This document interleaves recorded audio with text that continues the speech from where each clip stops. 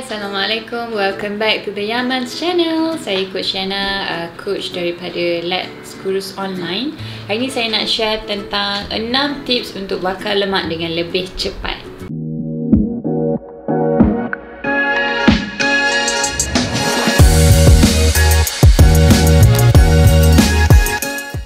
Okay, so saya pasti mesti ramai sukalah topik ni kan. Sebabnya kita selalu fikir macam mana nak buat cara dengan lebih shortcut, dengan lebih cepat, dapat result dengan pantas kan. So hari ni saya nak share betul-betul. So please fokus je 6 cara untuk kita bakar lemak dengan lebih cepat. Tapi di penghujung nanti saya akan share konsep betul ke kita boleh bakar lemak ataupun apa yang kita bakar sebenarnya. So fundamental yang pertama yang saya nak share, untuk kita bakar lemak ni kita kena fokus on build muscle. Okay, fokus on build muscle. Sebab ramai yang fokus bila kita nak turunkan lemak ni, kita fokus kurangkan makan. So sebenarnya you don't have to eat less, but you have to eat right. Dan juga ramai juga yang nak turunkan berat badan, turunkan lemak dengan cara bersenam. Tapi bersenam yang macam mana pun kita kena tahu juga. Sebab kita nak fokus on senaman yang meningkatkan muscle, kerana muscle burns more calories than fat. Okay, so contoh kalau kita ada 1 kg muscle, dia boleh membakar 9 kalori. Kalau kita ada 1 kg lemak, dia cuma membakar 4 kalori. So kalau you ada higher muscle, maksudnya you have higher metabolism. Okay, so tips yang pertama untuk turunkan ataupun untuk bakar lemak dengan cepat adalah kita perlu lakukan strength training ataupun HIIT. Okay, high intensity interval training. So, apakah contoh-contoh strength training ni? Strength training ni anything yang menggunakan beban seperti dumbbell ataupun barbell ataupun kettlebell kan, ataupun menggunakan berat badan sendiri. So berat badan sendiri contohnya kita melakukan squat, kita melakukan plank, okay? Bukanlah senaman-senaman yang seperti jogging, running, cycling, kita zumba. That one is more to cardio, menguatkan kekuatan jantung. Tapi kalau strength training, dia akan mencabar. Bayangkan muscle kita ni rasa macam bila kita buat satu yang berat kan, contohnya kita angkat beban 20 kg, kita akan rasa oh cannot go. So bila the moment kita rasa cannot go tu, muscle kita rasa I need to grow in order to adapt to this pain. So bila muscle grow, badan kita akan burn more calorie, badan kita akan lebih firm, lebih lean. Okay, so ingat, muscle burns more calorie. So first adalah lakukan strength training dan also HIIT, Tabata macam tu. Okay, right, tips kedua adalah high protein diet. Okay, bila saya cakap tentang high protein diet, kita bukan makan protein sepenuhnya, tapi kita makan secukupnya. Okay, so ada kajian daripada Jabatan Perikanan di Indonesia. Dia buat satu kajian 100 gram ikan kembung dengan 100 gram salmon. Kadang-kadang kita fikir okay, kalau protein ni kena ambil salmon, kena ambil chicken breast ke apa kan.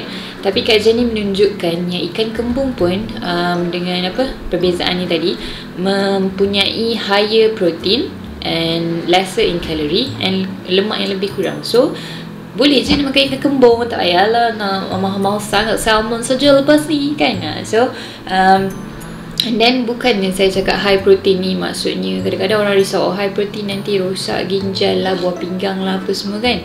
Bukan suruh makan protein sepenuhnya, tapi secukupnya. So berapa? Kalau untuk wanita, 1 kg memerlukan 1 gram protein ataupun 1 ke 1.2 gram protein. Okay, kalau you want to build more muscle, then you take high protein lah, tapi not more than 2 grams per kg. Okay, so apakah contoh-contoh protein yang ada? Okay, contohnya kita ambil telur pun kita ambil yang telur putih. Kalau telur kuning kita boleh makan 4 biji seminggu. Okay, lepas tu kita boleh ambil ayam, kita boleh ambil ikan, kita boleh ambil tofu, kita boleh ambil tempe kan. So yang paling penting adalah cara masak protein ni. So kalau kita ambil even ikan salmon pun, tapi kita goreng celup tepung okay, so kat situ dah ada deep fried, dah ada trans fat. So cara masak is more important than the makanan itself. Kalau lah you ada contoh makanan yang tak sihat, for example processed food seperti sausage, dan anda rebus ataupun anda steam ataupun air fry, okay, dia tetap jadi makanan yang tak clean sebab dia diproses. Tapi kalau makanan yang clean, okay, yang soleha, okay, Masya Allah, Subhanallah, okay, contohnya ikan tenggiri, tapi kita goreng dalam minyak yang banyak, so dia terus jadi makanan yang tak soleha. So make sure cara masak adalah lebih penting daripada apa yang kita masak tu. Okay. Tips ketiga untuk bakar lemak dengan lebih cepat adalah makan bom. Apakah maksud bom ni? Adalah makan makanan lemak baik yang lebih banyak. Okay, contohnya seperti avocado, kan macam contoh dia is like too much salih, right? So jangan risau, kita ada juga ikan pun juga adalah makanan lemak baik. Lepas tu kita ada kekacang ataupun olive oil ataupun apa lagi nuts macam biji kuaci tu kan, nuts lah. So memang makanan lemak baik ni mahal sikit, tapi kerana dia akan, lemak baik ni akan bom lemak-lemak jahat ni. So that's why dia akan bantu menyingkirkan lemak daripada badan anda. So make sure take makanan lemak baik. Okay, tips yang keempat adalah makan cukup fiber. Okay, bila cakap pasal fiber, mungkin akan ada yang ingat tentang sayuran, buah-buahan, termasuk juga bijirin macam oats, wholemeal bread kan, makanan yang ada lebih banyak fiber. Kenapa fiber ni sangat penting? Sebab dia akan memperbaiki sistem penghadaman kita.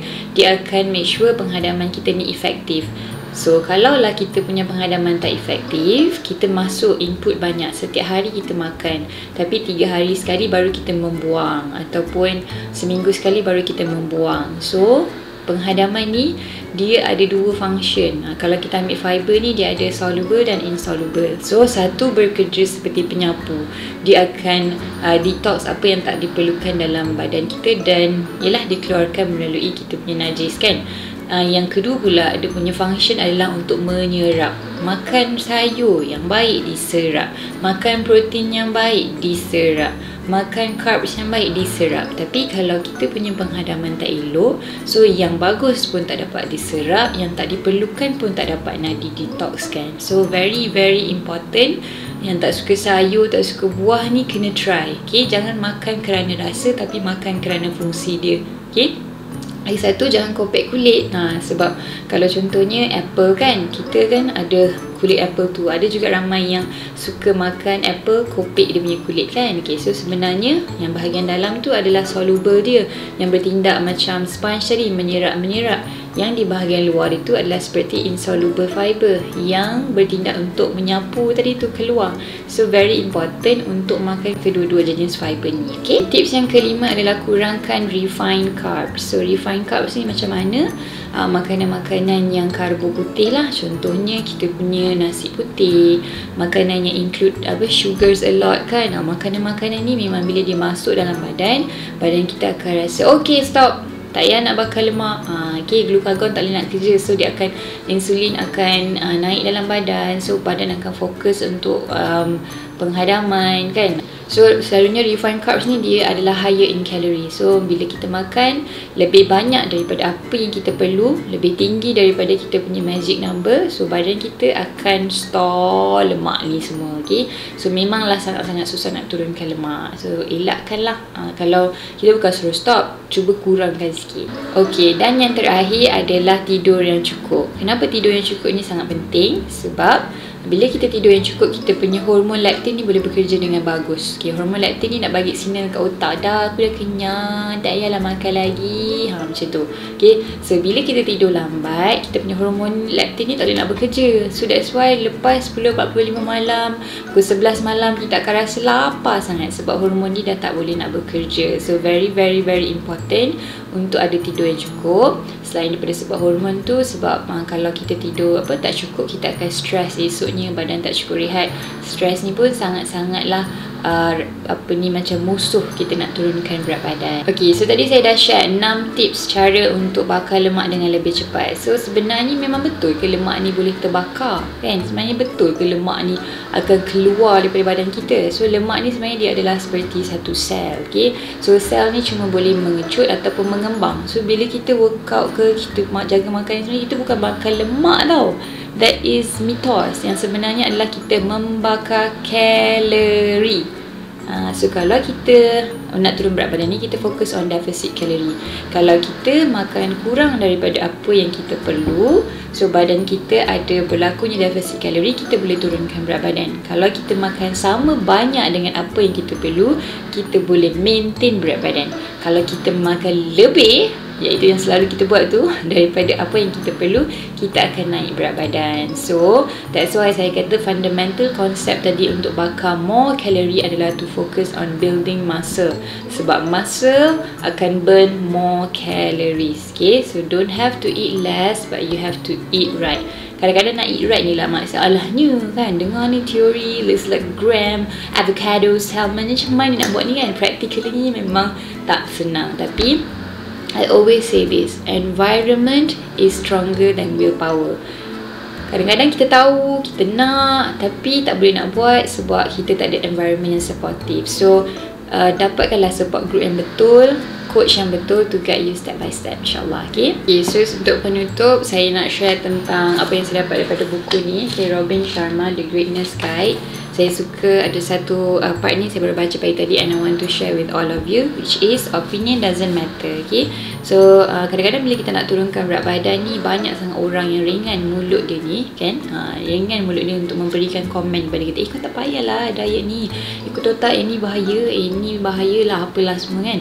So there are a lot of opinions yang orang berikan. Tapi saya nak share satu perkara ni, it doesn't matter what other people think of you. All that matters is what you think of you. So sekarang ni apa yang you betul-betul nak. It's not about orang lain bagi pandangan ke apa, tapi dalam deep inside you, apa yang you nak. Bila you nak turunkan berat badan ni, apa yang you nak. Okay, adakah you teringin nak solat dengan lebih baik, you teringin nak main dengan keluarga you, bila berrekreasi tu dengan lebih fit, you teringin nak ada kehidupan yang lebih ceria kan. What do you really want? Okay, because we waste so much energy worrying about the opinion of others, wanting to be liked, needing to be pleased. But kat sini yang paling penting, apa yang kita nak adalah kita perlu tukar daripada kita nak social approval tu, kita tukar kepada self approval. Kadang-kadang kita lebih banyak spend masa fikir apa yang orang fikir tentang kita daripada apa yang kita betul-betul nak. So let's shift our mindset. Instead of kita we think about social approval, think about self-approval. Okay, respect you, respect yourself. Okay, so as long as you are living by your values, being authentic, running your own race, doing your own dreams, why worry what anyone else think or feel says about you? Success isn't a popularity contest. At the end of the day, what matters most is whether you were true to yourself. Okay, so yang paling penting adalah enjoy this journey. Setiap orang berbeza, setiap bentuk badan berbeza. Yang paling penting, you do you, you respect yourself. And yang paling penting is self-approval, is not social approval. Okay, as long as Allah redha Allah perjalanan kita. Okay, so thank you so much for watching. I hope you like this video. Please share to all your loved ones, and don't forget to subscribe. Assalamualaikum, bye.